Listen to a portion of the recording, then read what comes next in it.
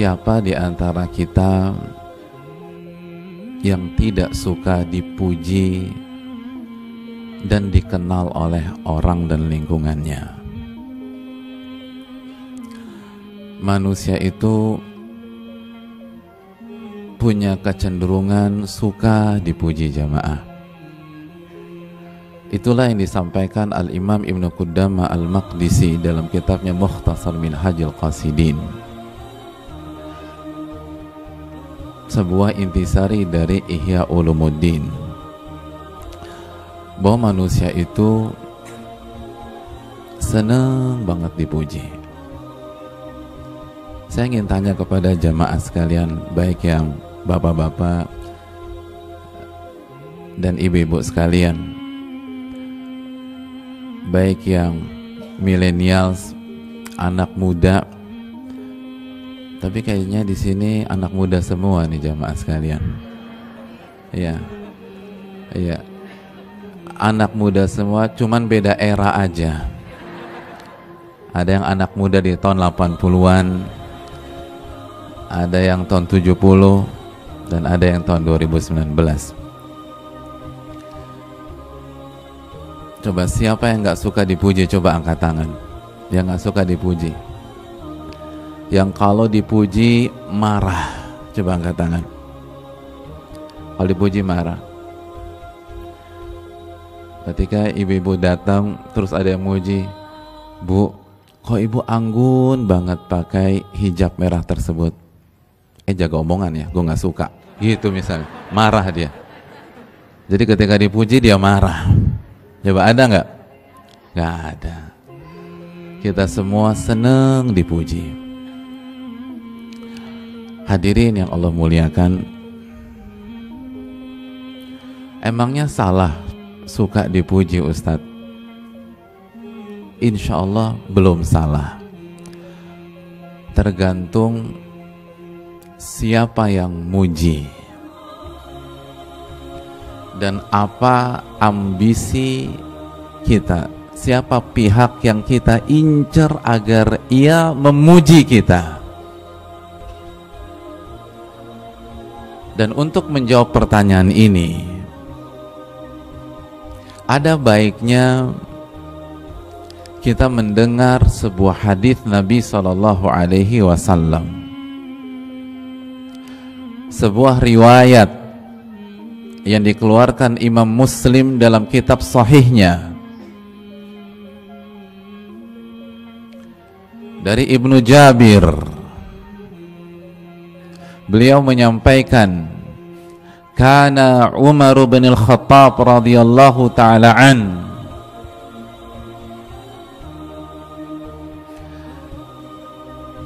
idza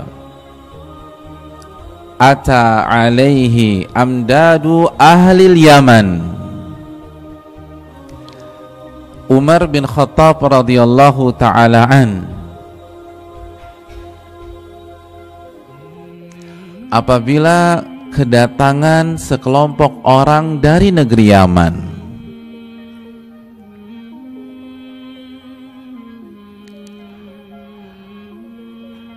maka beliau punya sebuah pertanyaan untuk mereka, khusus sekelompok orang dari mana ibu? Dari Yaman, Masya Allah. Apa pertanyaannya? Kata Umar bin Khattab radhiyallahu ta'ala an, afikum Uwais bin Amir.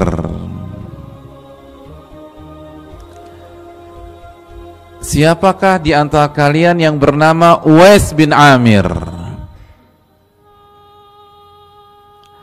Jadi Umar bertanya, siapa di antara kalian yang bernama Uwais bin Amir?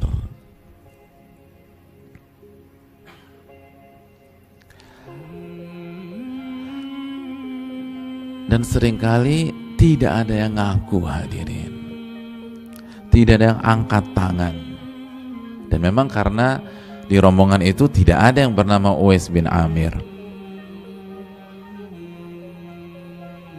Ada yang namanya Uwais di sini, hadirin? Siapa Uwais di sini? Kalaupun ada, binnya beda. Uwais bin Asep, Uwais bin Joko, dan lain sebagainya. Yang dicari Umar adalah Uwais bin Amir. Hatta ata alaihi Uwais bin Amir. Tapi Umar nggak kenal lelah, hadirin. Setiap datang gerombolan dari Yaman, tanya lagi, siapa di antara kalian Uwais bin Amir? Nggak ada, nihil. Nanti mungkin beberapa waktu berikutnya, sebulan berikutnya ditanya lagi, ada nggak di antara kalian Uwais bin Amir? Kalau nggak ada, dibiarkan oleh Umar sampai tiba sebuah hari. Umar berhadapan dengan Uwais bin Amir. Kenapa? Diapain kira-kira? Ditanya sama Umar bin Khattab, anta Uwais bin Amir? Lalu kata Uwais, na'am, ya, saya Uwais bin Amir.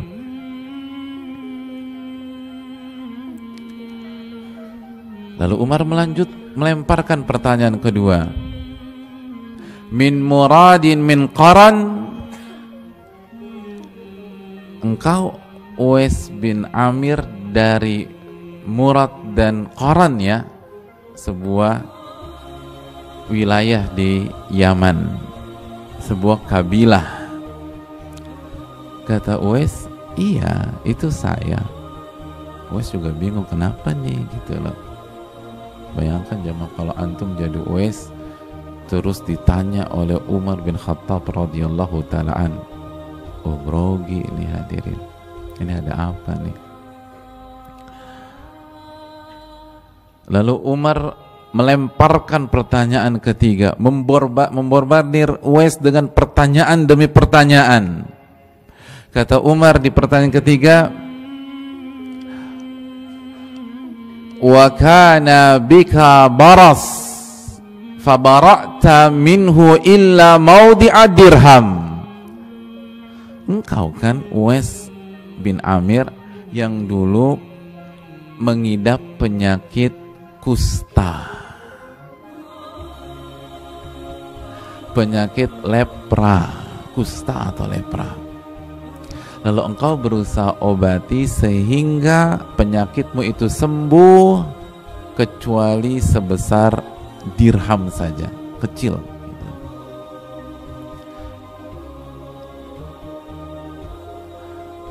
Hadirin yang Allah muliakan,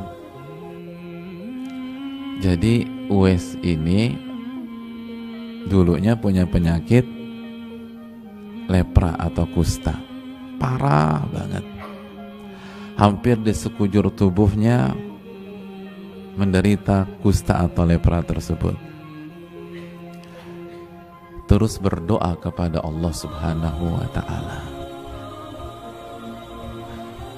Hadirin, kalau kita punya penyakit serius terus doa kepada Allah, kira-kira doanya minta apa? Sembuh. Bapak-bapak punya penyakit kusta atau lepra, angkat tangan, doanya minta apa? Doanya minta apa? Masya Allah. Uwais berdoa, ya Allah, sembuhkan penyakit lepraku ini, tapi jangan semua, sisakan 1 dirham saja. Subhanallah. Ya Allah, sembuhkan penyakit lepraku ini, tapi jangan semuanya ya Allah, sisakan sedikit, 1 dirham saja, agar sepanjang hayatku aku tidak besar kepala, agar sepanjang hayatku aku tidak lupa seperti si kacang lupa dengan kulitnya, agar aku selalu ingat, ini kalau mungkin lagi agak khilaf, ingat kamu tuh dulu punya penyakit parah, terus Allah sembuhkan, kenapa kumat lagi sekarang maksiatnya? Oh iya, lihat bundaran dirhamnya, saya punya penyakit lepra. Subhanallah. Ada di antara kita pernah doa begitu, jamaah?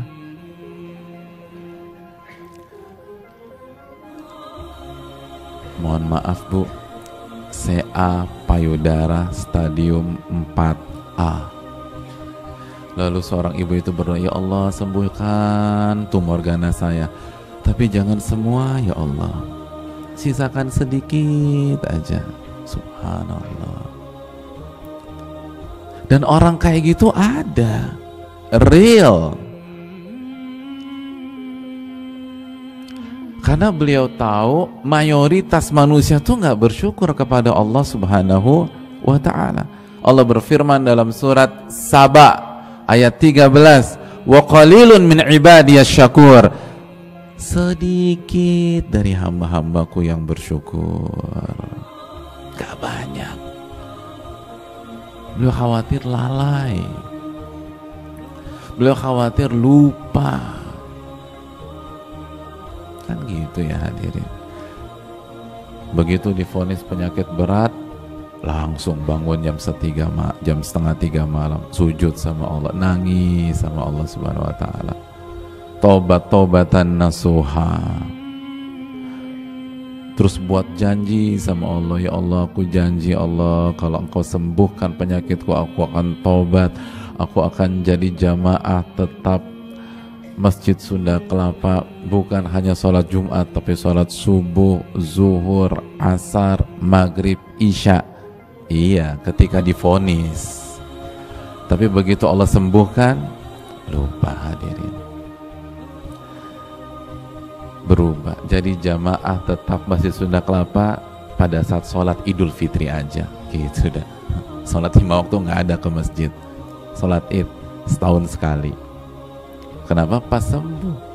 Itu yang dikhawatirkan oleh Uwais Al-Qarni. Jangan sampai kesembuhan saya membuat saya lupa diri. Karena kecenderungan kita tuh lupa akan arti syukur kepada Allah Subhanahu wa ta'ala. Dan kalau kita nggak bersyukur, aduh hadirin, kita teringat surat Ibrahim ayat 7, la in syakartum la azidannakum, jika kalian bersyukur aku tambah tuh nikmat tersebut, wala in kafartum, tapi kalau kalian kufur di sini apa? Kufur nikmat, lupa bersyukur, inna azabi lasyadid, ketahuilah azabku sangat pedih, kata Allah. Penyakit kita lupa bersyukur, jamaah. Hadirin yang Allah muliakan, itu yang gak mau dialami oleh Uwais ini. Akhirnya mintanya gitu, ya Allah sembuhkanlah penyakit kustaku, tapi jangan semuanya, sisakan sedikit aja, agar saya senantiasa mengingatmu, takut kepadamu, dan gak lupa akan segala kebaikan dan kesembuhan darimu. Ini nih hadirin. Terus Umar melanjutkan, dan bukankah engkau Uwais walaka walidah? Uwais, saya mau tanya nih, kamu punya ibu kan? Kata Uwais, iya, saya punya ibu. Jadi, apakah engkau Uwais bin Amir? Iya. Dari Murad dari Qaran? Iya. Dulu pernah sakit lepra atau kusta, lalu sekarang tinggal sebesar 1 dirham? Iya. Punya ibu? Iya. Berarti confirm, pasti ini orang yang Umar bin Khattab cari. Begitu sudah pasti, Umar bin Khattab menjelaskan maksudnya. Gini loh Uwais, saya ini nggak mau ngapa-ngapa saya nggak mau ngapa-ngapain kamu. Saya nanya begitu karena baginda Rasul Shallallahu Alaihi Wasallam pernah bersabda kepada saya, akan datang seseorang bernama Uwais bin Amir dalam rombongan orang-orang Yaman dari Murad, dari Qaran. Uwais ini, kata Nabi SAW, punya penyakit kusta atau lepra dulunya, tapi dia berdoa kepada Allah agar Allah sembuhkan penyakit itu, tapi enggak semuanya, disisakan sedikit aja biar dia bersyukur kepada Allah Subhanahu wa taala. Dan ia punya seorang ibu dan ia sangat berbakti kepada ibunya. Subhanallah. Lalu Nabi katakan, dan jika engkau wahai Umar in istata'ta an yastaghfira laka faf'al, kalau engkau bisa meminta beliau di sini siapa hadirin? Uwais, untuk mendoakan engkau agar Allah mengampuni engkau wahai Umar, minta doa, minta istighfar dari Uwais Al-Qarni. Allahu Akbar. Umar hadirin yang dijamin masuk surga. Umar fil jannah, kata Rasulullah SAW, Umar pasti masuk surga. Disuruh minta doa sama Uwais. Umar hadirin, yang kata baginda Rasul sallallahu alaihi wasallam, "Lau kana ba'di nabiyyun lakana Umar." Kalau ada nabi setelahku, orangnya pasti Umar bin Khattab. Allahu akbar. Karena tajamnya firasat dari Umar bin Khattab radhiyallahu taala an, disuruh minta doa istighfar kepada Uwais. Umar bin Khattab radhiyallahu taala an, yang disampaikan oleh Rasul sallallahu alaihi wasallam, iqtadu billadzaini min ba'di Abi Bakar wa Umar. Kalau saya wafat, ikuti dua tokoh ini, Abu Bakar dan Umar. Disuruh minta doa kepada Uwais Al-Qarni. Oh, luar biasa. Lalu kata Umar, aku tolong doakan aku ampunan wahai Uwais. Uwais nggak bisa berkutik karena itu perintah baginda Rasul SAW. Lalu Uwais beristighfar untuk Umar bin Khattab radhiyallahu taala an. Masya Allah. Hadirin yang Allah muliakan, kok bisa? Apa kelebihan Uwais Al-Qarni ini?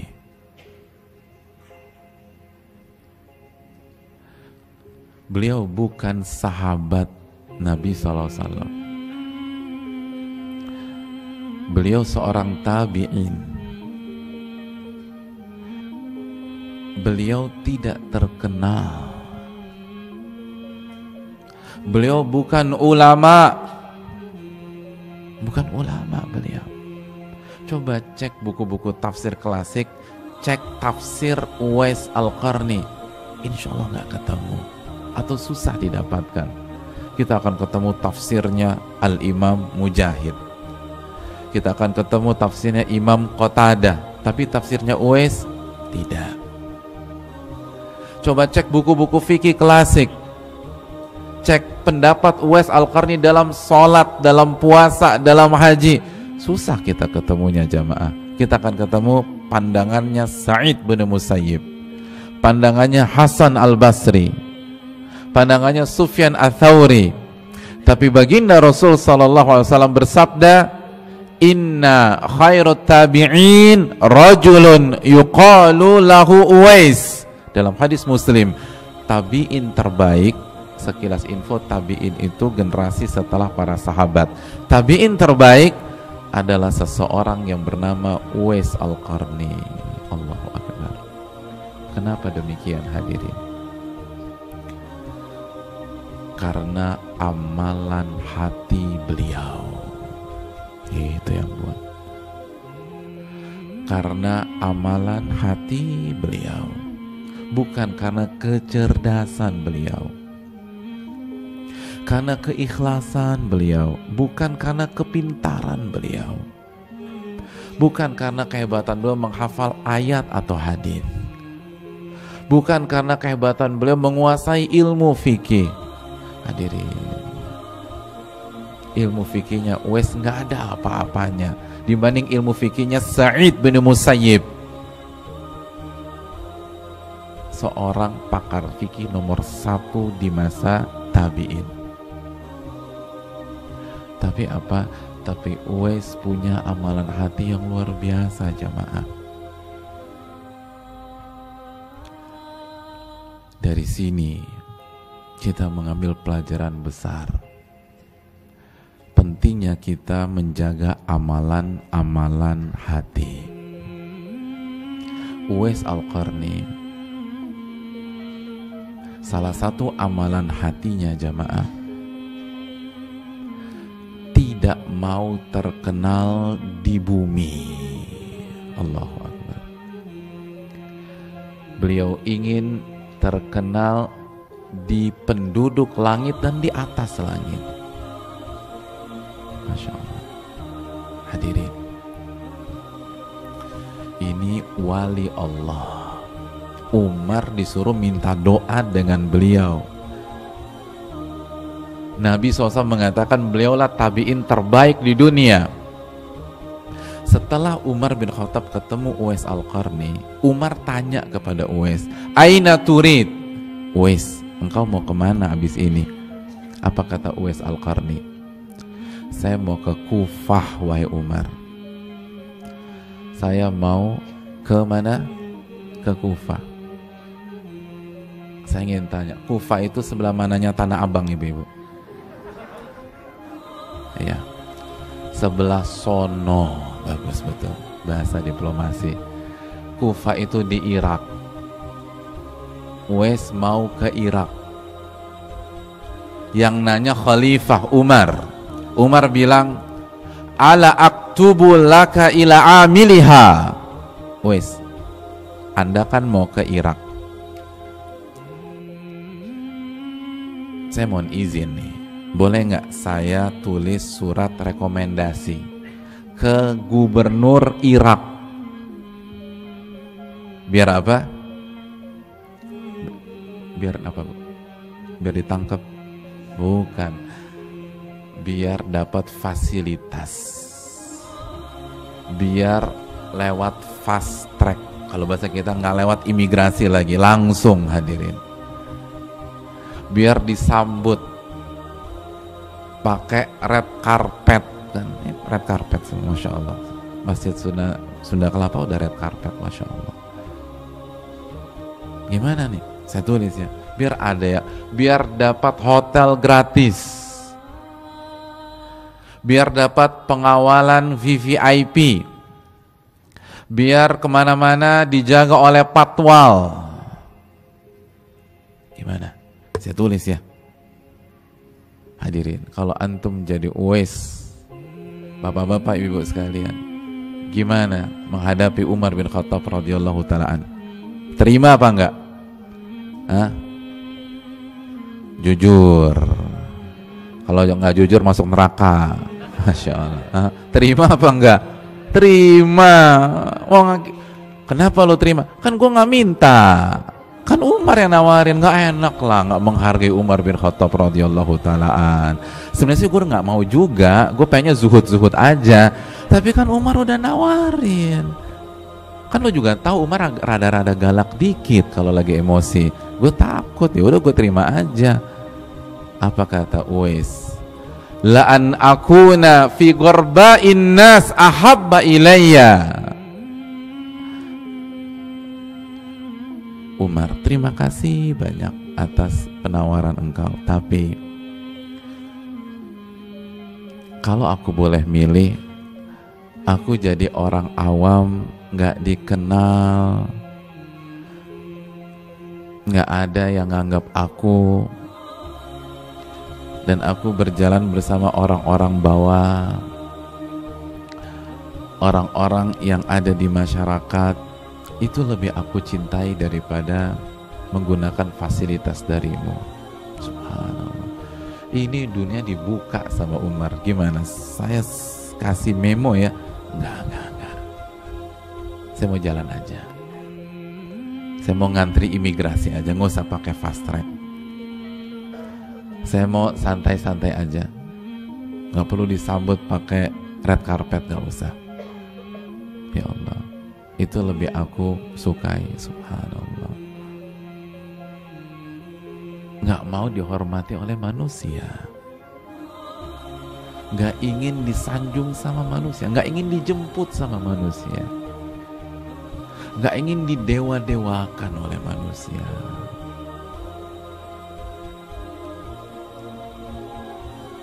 Akhirnya Uwais pergi ke Kufa sendirian tanpa ada pengawalan dari pasukannya Umar, lalu masuk Kufa tanpa diketahui oleh masyarakat. Jadi masuk Kufa tuh nggak ada yang ngerti. Ini nih wali Allah. Ini orang ini disebutkan oleh lisan Nabi SAW. Nabi suruh Umar minta doa sama ini orang, nggak ada yang tahu tuh. Bahkan jamaah sekalian, Uwais di Kufa itu jadi bulan-bulanan masyarakat. Uwais itu dibully oleh masyarakat, direndahkan, karena memang dia miskin, dia nggak punya apa-apa, dan dia nggak mau pakai fasilitas Umar bin Khattab. Banyak orang yang melecehkan diri beliau, banyak orang yang menghina beliau, memandang beliau sebelah mata. Masya Allah. Padahal di kota Madinah jamaah, setiap ada yang datang dari Kufa, Umar selalu nanya, pernah dengar nggak ada orang nama Uwais ke kota Kufa? Enggak tuh. Pernah dengar nggak ada orang namanya Uwais ke kota Kufa? Enggak. Di kota Kufa sendiri Uwais dijatuhkan, dihina, dibully, tidak dimuliakan sebagai tokoh besar. Padahal Nabi mengatakan sebaik-baik tabi'in Uwais Al-Qarni. Tapi karena bukan ulama, bukan pejabat, nggak punya uang, dan nggak mau pakai fasilitasnya Umar, akhirnya orang nggak ngerti di Kufa. Nggak punya sosmed hadirin, dan nggak selfie sama Umar. Coba kalau dia punya sosmed tuh selfie sama Umar, terus dimasukkan ke IG-nya. Lalu kan orang Kufa bisa lihat, ini siapa nih foto sama Umar? Oh berarti ini orang top nih. Tapi nggak ada jamaah. Dan Uwais nggak punya vlog. Hai guys, gue lagi bersama Umar guys. Ini Umar guys. Umar say hello buat subscriber saya. Jangan lupa subscribe guys. Sekarang gue mau ke Kufa nih guys. Gak ada. Bukan gak boleh, saya gak bicara itu haram, tidak. Tapi Uwais tidak punya hal itu, atau hal yang semakna dengan itu di masa lampaunya. Udah deh, gak usah pakai memo, udah saya mau jalan aja biasa. Saya jadi orang yang gak dianggap lebih saya sukai. Begitu sampai Kufa dibully hadirin. Hadirin yang Allah muliakan. Sampai pada sebuah tahun, ketika ada rombongan dari Kufa naik haji, dan yang naik haji ini kata dalam hadis Muslim min asyrafiha, salah satu pejabat di kota Kufa, salah satu tokoh kota Kufa naik haji, ketemu dengan Umar bin Khattab radhiyallahu taala an. Sehebat-hebat tokoh di kota Kufa ketemu sama Umar, ya nggak ada apa-apanya jamaah. Umar tuh khalifah, orang nomor 1 di dunia Islam. Dan begitu ketemu tokoh ini, kembali yang ditanya Uwais lagi oleh Umar bin Khattab radhiyallahu taala an.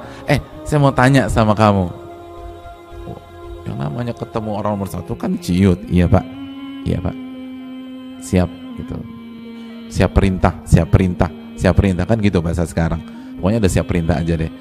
Saya mau nanya, kenal nggak sama Uwais bin Amir? Waktu itu dia ke kota Anda. Ternyata pejabat ini kenal sama Uwais.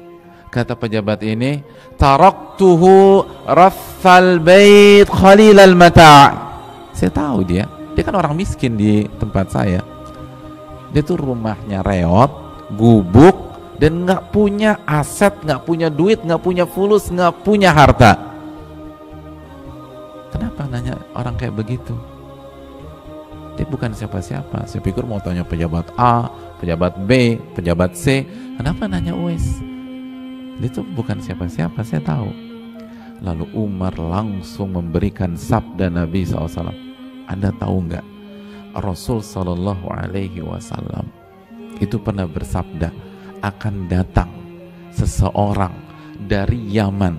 Ini Uwais dari akan datang akan datang Uwais bin Amir, langsung disebut namanya oleh Nabi. Dia itu awalnya dari Yaman, dari Murad, dari Qaran.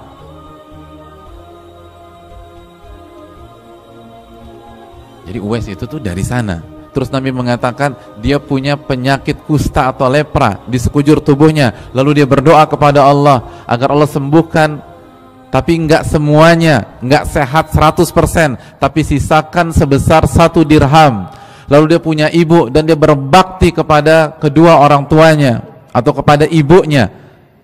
Hadirin, itu Uwais itu bisa ketemu dengan Rasul Sallallahu Alaihi Wasallam. Tapi kenyataannya sampai beliau wafat, beliau nggak pernah ketemu dengan Nabi. Kenapa?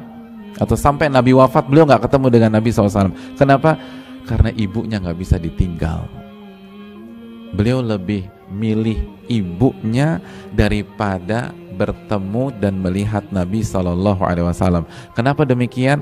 Karena melihat dan bertemu Nabi jelas sebuah keutamaan, tapi bukan fardu ain. Fardu ain adalah beriman kepada Rasul, menjadi pengikut Rasul dan menjalankan sunnah-sunnah Rasul Sallallahu Alaihi Wasallam. Adapun bertemu itu sebuah keutamaan, tapi di sisi lain ibunya nggak bisa ditinggal. Dan menjaga ibu hukumnya apa? Oh, ini senang ibu-ibu. Menjaga ibu, coba kita. Menjaga ibu-ibu hukumnya apa? Ya ngomong tetap yang di sini. Padahal muka udah kesini. Menjaga ibu-ibu hukumnya apa? Wajib. Ini apa? Laki-laki yang wajib. Laki-laki wajib jaga ibunya. Kalau perempuan nggak wajib. Semuanya wajib jaga ibu. Tapi kalau istri, dia harus bagi dan bermain cantik dengan suaminya. Itu bayangkan rasa rindu seorang hamba, rasa rindu seorang umat untuk bertemu dengan nabinya harus ditahan oleh Uwais Al-Qarni demi menjaga ibunya, karena ibunya nggak bisa ditinggal, mungkin lumpuh, mungkin sakit-sakitan, nggak bisa ditinggal. Subhanallah.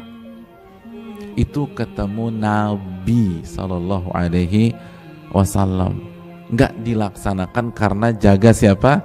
Ibu. Ketemu siapa hadirin? Nabi.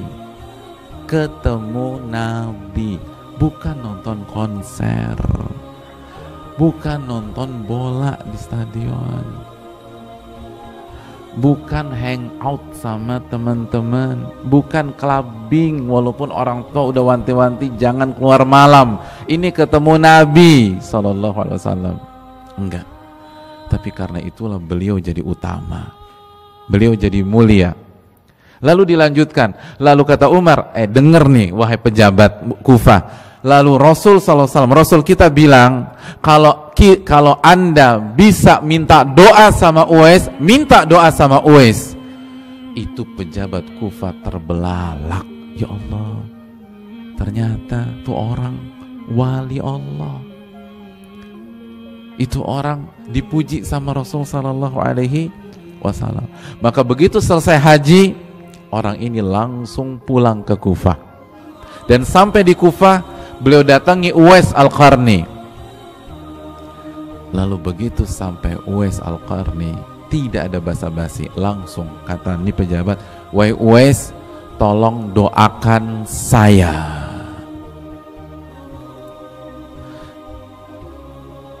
Bapak-bapak, ibu-ibu, ada pejabat datang ke rumah kita, langsung minta doa sama kita. Gimana sikap kita? Nah, ini pejabat nih, datang ke kita, menteri datang ke kita.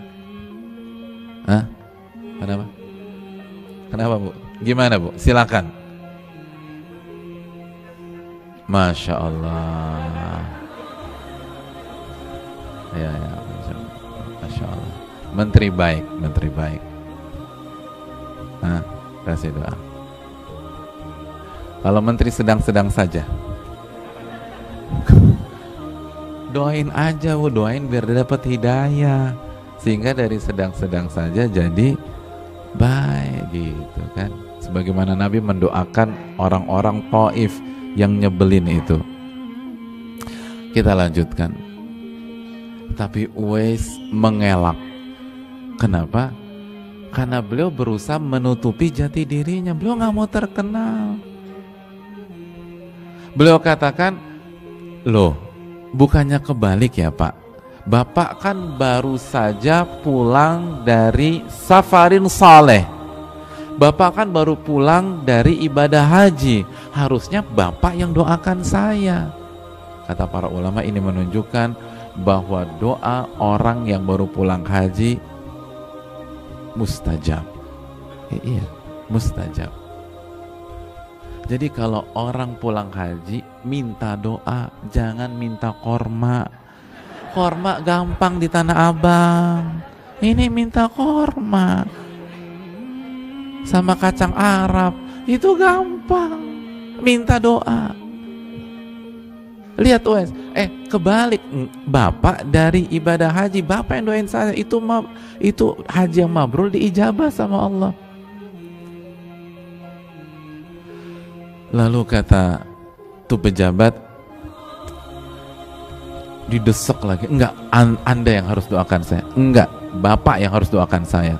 Anda, Bapak, Anda. Marah begitu hadirin. Itu dalam riwayat. Enggak mau dia. Sampai akhirnya diskak sama pejabat tersebut. Apa kata sang pejabat? La kita Umar. Wes sudah deh, kita nggak usah berantem. Saya kesini bukan mau berantem sama kamu. Saya tuh mau minta doa.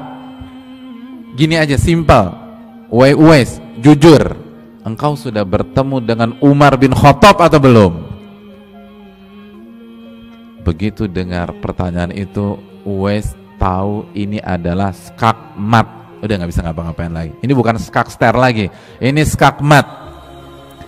Maksud Umar apa? Coba jujur, engkau udah ketemu Umar, lalu Umar sudah sampaikan sabda Rasul kita SAW tentang dirimu, bahwa engkau tuh kalau berdoa diijabah. Salah satu dalam riwayat itu kata Nabi, lau aqsama 'ala Allahi la abarrah. Uwais itu sekali doa diijabah sama Allah. Itu Uwais, sekali doa diijabah sama Allah. Itu tadi doa, ya Allah sembuhkan penyakit saya kecuali sebesar 1 dirham, diijabah sama Allah. Disembuhkan kecuali 1 dirham. Oh, Masya Allah. Begitu pejabat itu langsung menskakmat Uwais, udah ketemu Umar belum? Uwais tanpa berbicara dan beralasan langsung mendoakan itu pejabat. Langsung, ya udah. Saya doakan semoga dosa-dosa engkau diampuni oleh Allah Subhanahu wa ta'ala. Hadirin, dalam riwayat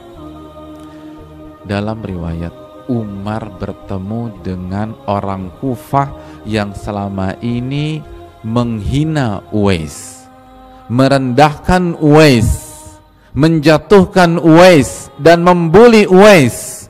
Lalu Umar kembali memberikan tahu, lo tahu nggak tuh orang yang lo hina itu sekali doa diijabah sama Allah, dipuji oleh Rasul kita. Itu bukan orang sembarangan, itu wali Allah. Itu dia terbelalak hadirin.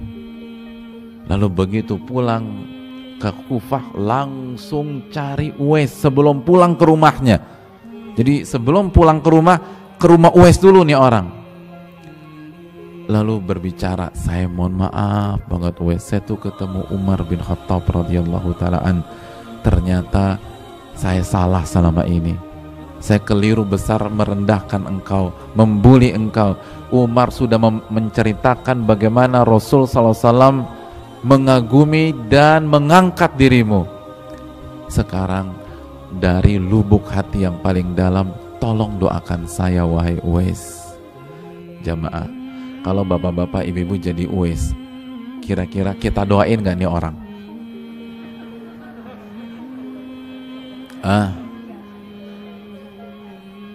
Enggak, iya. Makanya nggak bakalan jadi Uwais. Emang beda kelas, gitu. Enggak Pak Ustadz, enggak. Emang kayak nggak mungkin jadi Uwais. Pak Ustadz, kalau saya doain apa Pak? Biar celaka tuh orang, kan begitu ya. Jadi doain yang jelek, bukan doain yang buruk. Tapi Uwais tidak, jamaah. Kata Uwais Al-Qarni, saya doakan Anda, tapi dengan 2 syarat. Dengan 2 syarat. Kasih syarat dulu dong, 2 syarat.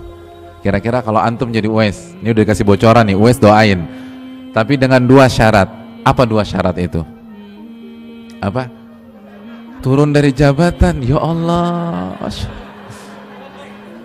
Ini kok auranya aura politik di sini jamaah. Mundur dari jabatan. Oke, yaudah nggak apa-apa, terserah deh. Terus yang lain syaratnya yang lain apa? Apa? Ganti bulan Oktober. Ya Allah, ya Allah, the power of mama di sini. Apa syaratnya jamaah? Kata Uwais, syarat yang pertama, mulai hari ini tolong jaga lisan Anda. Jangan mencela lagi, jangan menghina orang lagi, jangan membuli orang lagi. Karena membuli orang dosa. Bukan si Uwais, bukan Uwais baper, bukan. Pokoknya lu jangan hina gue lagi. Lu nggak ngerti sih, jadi gue sakit tahu, sakit. Sakitnya di mana ibu-ibu? Ini, ya itu, makanya sakit karena mentalnya mental dangdut hadirin. Harusnya mentalnya mental Rasul Sallallahu Alaihi Wasallam. Makanya Uwais nggak baper. Tapi kan nih orang kalau ngebully beliau dosa tuh orang. Kalau beliau menjelek-jelekan, memfitnah Uwais kan dia dapat dosa. Udah stop membuli orang. Itu syarat yang kedua. Syarat yang pertama. Syarat yang kedua apa jemaah? Syarat yang kedua, saya akan doakan Anda dengan syarat yang kedua. Tolong jangan bilang siapa-siapa bahwa doa saya mustajab. Subhanallah. Gak mau terkenal, gak mau diketahui oleh orang bahwa beliau wali dari wali-wali Allah. Ya Allah, ini wali Allah jamaah. Kita tuh gak ada apa-apanya. Sebagian kita baru jadi wali murid aja belagunya minta ampun, padahal baru jadi murid. Dan begitu datang ketika terima rapot anak kita kebakaran, tapi gayanya petantang petenteng gitu loh. Ingin diakui sebagai orang ternama di masyarakat. Anda tuh siapa? Ini wali Allah. Jangan bilang siapa-siapa. Jangan bilang siapa-siapa. Hadirin, ini yang membuat beliau tinggi dan mengalahkan nama-nama besar seperti Al-Imam Mujahid, pakar tafsir, seperti Al-Imam Muhammad Sa'id bin Musayyib, pakar fikih. Beliau di atas mereka semua. Kenapa? Amalan hati, gak ingin terkenal di bumi. Beliau lebih memilih terkenal di atas langit.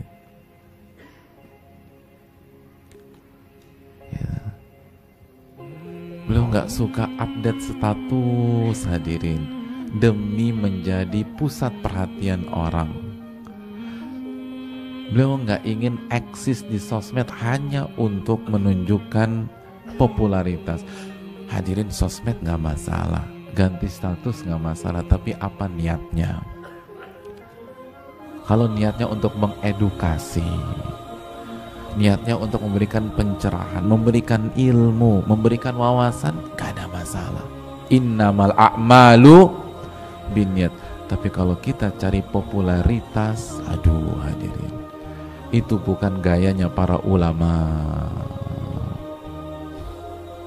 itu bukan gayanya para ulama, itu bukan gayanya para wali-wali Allah subhanahu wa ta'ala. Mereka gak cari popularitas.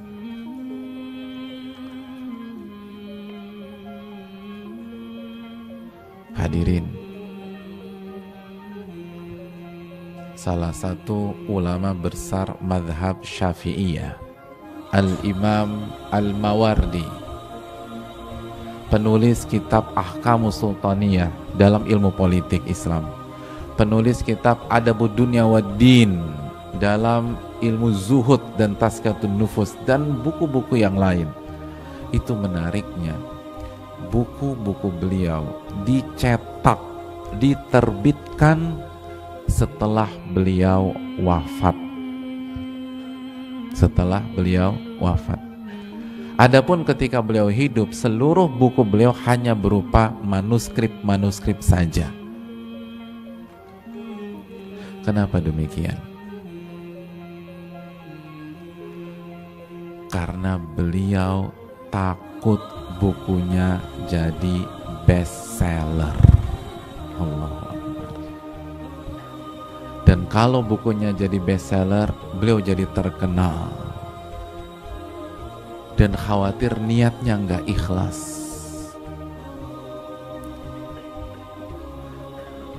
Makanya beliau katakan, nanti kalau saya sakratul maut, saya akan kasih tanda ya buat Anda. Kalau saya kasih tanda begini, maka silakan cetak buku saya. Tapi kalau saya nggak kasih tanda, udah kubur aja tuh hidup-hidup tuh manuskrip. Akhirnya beliau kasih tanda, berarti beliau mengizinkan, tapi setelah beliau meninggal dunia. Subhanallah. Pak Ustadz, kegeeran doang kali tuh orang. Bukan kegeeran, dan terbukti begitu buku-buku itu dicetak, bestseller jamaah. Jangan ngaku politikus Islam kalau belum baca Ahkamus Sultaniyah. Adabud Dunya Waddin itu luar biasa, dan beliau adalah salah satu ulama madzhab Syafi'iyah yang terkemuka. Padahal kan nggak ada masalah mencetak buku, boleh-boleh aja. Tapi saking takutnya terkena fitnah popularitas jamaah, sedangkan kita cari popularitas itu. Hati-hati jamaah. Yang terpenting itu bukan dipuji di dunia, tapi yang terpenting dipuji di mana? Di akhirat. Hadirin yang Allah muliakan. Tapi ada peribahasa, dinding pun punya telinga jamaah. Walaupun Uwais Al-Qarni memberikan dua syarat itu, dan dua syarat itu disetujui oleh orang yang selama ini membuli beliau, tapi siapa yang bisa jaga lisan orang? Akhirnya bocor juga dari mulut ke mulut. Ketawa gitu loh. Coba tanya ibu-ibu, Bu, kalau ada ibu-ibu bilang, tolong jangan bilang siapa-siapa, kira-kira kesebar nggak? Kesebar gitu lah ya, kesebar, itu pasti kesebar. Mbak, jadi dia bilang begitu Mbak, pokoknya ini buat Mbak aja ya, jangan bilang siapa-siapa. Nanti si Mbak Mawar ini bilang ke Mbak Melati, aku tuh dapat info begini-begini, tapi kamu janji ya jangan bilang siapa-siapa, terus jangan Jadi cuma jadi imbuhan aja, imbuhan akhiran, jangan bilang siapa-siapa. Jadi ternyata ibu-ibu nggak usah berkecil hati. Itu bukan hanya fenomena pada hari ini, itu sudah ada dari masa tabi'in. Uwais Al-Qarni bocor hadirin. Makanya dalam riwayat Imam Muslim, begitu bocor berita tentang beliau adalah wali Allah, beliau punya doa yang pasti diijabah oleh Allah, beliau disebutkan oleh Nabi ini sebaik-baik tabi'in, apa yang dilakukan oleh beliau? Apa yang dilakukan oleh beliau? Konferensi pers. Saya harus mengklirkan masalah yang ada. Bapak-bapak, ibu sekalian, saya ucapkan terima kasih pada teman-teman wartawan. Jadi memang apa yang disampaikan Rasul itu benar. Sayalah Uwais Al-Qarni dan sayalah tabi'in yang terbaik itu, gitu. Tapi saya nggak mau terkenal selama ini. Jadi mohon bapak-bapak bisa memaklumi prinsip saya ini. Seperti itu bukan. Dalam hadis Muslim, beliau menghilang dari Kufah. Ya Allah. Padahal kalau kita pakai logika dunia, itulah momentum untuk mendapatkan dunia di Kufah. Itu momentum untuk menghilangkan semua bulian, celaan, dan fitnahan atau giban selama ini. Inilah momentum dekat dengan orang-orang besar di Kufah. Inilah momentum jadi tokoh besar di Kufah. Inilah momentum bisnis di Kufah. Ini kan bisnis fulus nih hadirin. Atau buka praktek doa di Kufah. Iya. Buka praktek. Oh, doa diijabah. Buka praktek aja. Lo mau doa yang panjang, mau yang pendek? Gitu lah. Ada paket hadirin yang dirahmati Allah.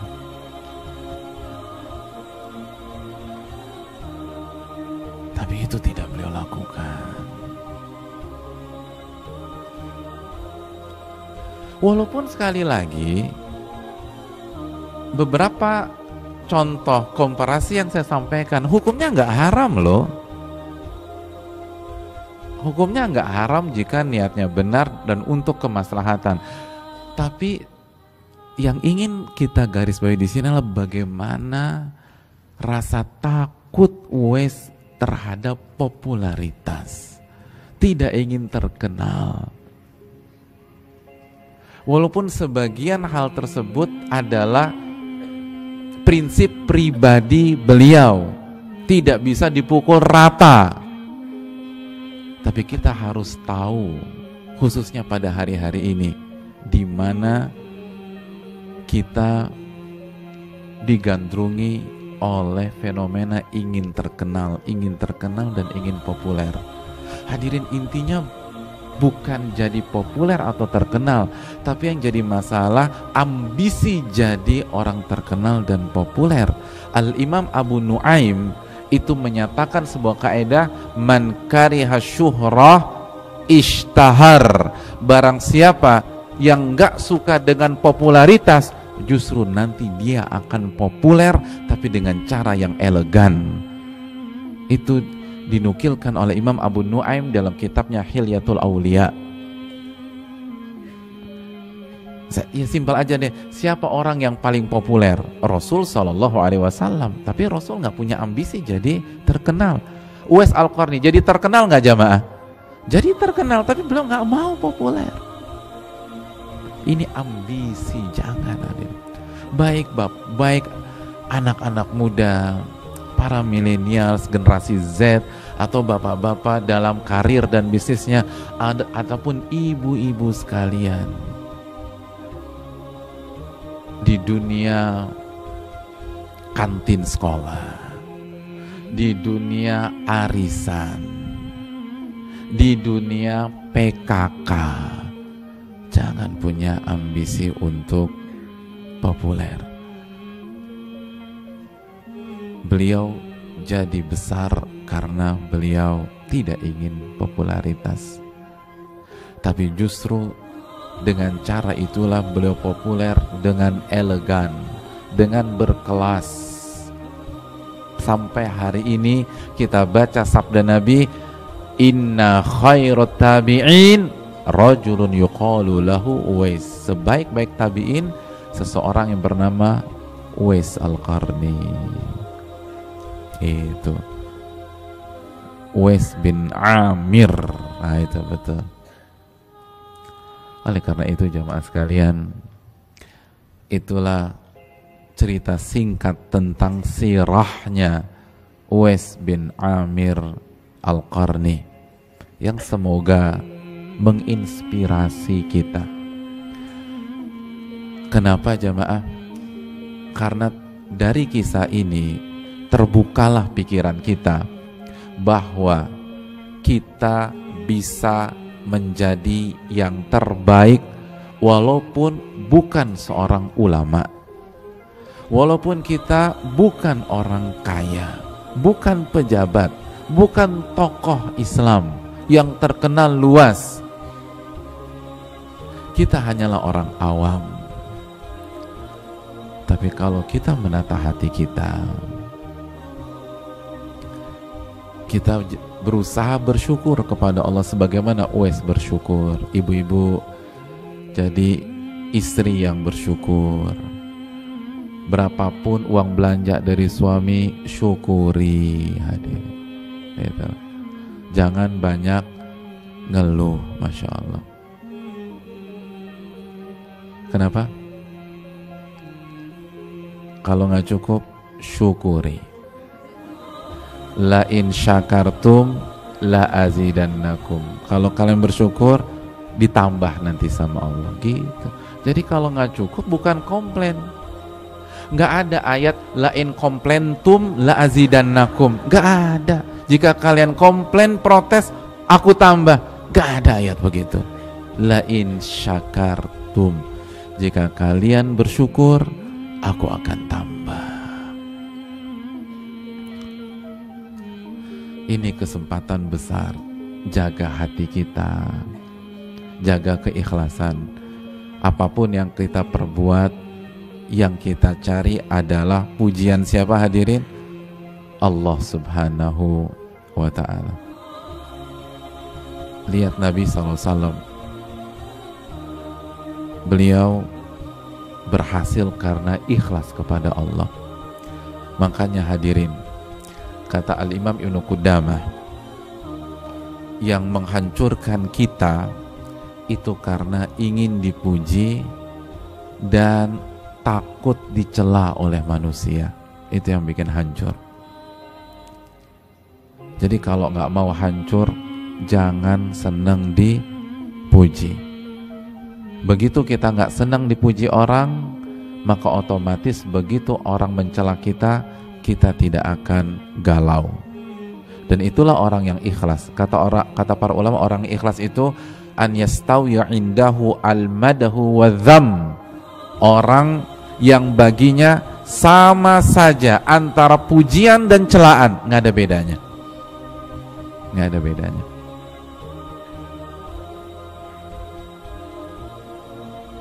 Jadi kalau ingin punya mental santai, tenang ketika diomongin, digibahin dan difitnah orang, maka kita harus jadi pribadi yang biasa saja ketika dipuji orang. Kalau dipuji, hidung nggak boleh kembang kempis, itu nggak boleh, biasa aja. Bahkan sunnah Nabi apa? Nabi katakan kalau Anda dipuji orang, lempar dengan apa? Kok sendal? Pasir, hadirin. Pasir. Gitu. Lempar dengan pasir. Tapi ini jangan diterapkan letter luck. Sampai di setiap tas kita bawa pasir.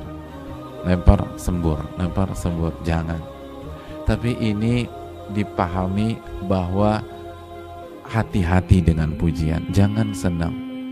Dan jamaah, kalau kita dipuji, doa kepada Allah Subhanahu wa ta'ala. Apa doanya? Apa doanya? Allah, hadirin doanya apa? Ya Allah, kayaknya kita udah lama nggak dipuji orangnya, jadi lupa doanya. Kalau sering dipuji pasti sering baca. Kalau sering baca nggak mungkin lupa. Kayak kita nggak pernah lupa Al-Fatihah. Kenapa? Tiap hari baca. Kenapa kita suka lupa? Misalnya surat Al-Ankabut ayat 1 sampai ayat 3. Padahal kalau lihat banyaknya, panjangnya panjangan Al-Fatihah 1 sampai 7 daripada Al-Ankabut 1 sampai 3. Karena kita jarang baca Al-Ankabut 1 sampai 3. Makanya doa dipuji orang apa? Berarti jarang dipuji di sini. Apa dipuji? Allahumma inni, terus a'udzubika minal khubuthi wal khaba'ith. Itu mah masuk kamar mandi. Susah jamaah nih. Hadirin, dari Abu Bakar As-Siddiq radhiyallahu ta'ala an, doa dipuji itu Allahumma inni, Allahumma la tu'akhidni bima yaqulun waj'alni, atau waqfirli ma la ya'lamun waj'alni khairan mimma yadhunnun. Wah, bagus doanya nih hadirin. Abu Bakar As-Siddiq itu doa, ya Allah, kalau dipuji nih, ya Allah, janganlah engkau hukum aku karena pujian-pujian dia. Jangan hukum aku karena pujian dia, karena pujian itu bisa membuat kita ujub, akhirnya dihukum sama Allah. Pujian itu bisa membuat kita sombong, akhirnya dihukum sama Allah.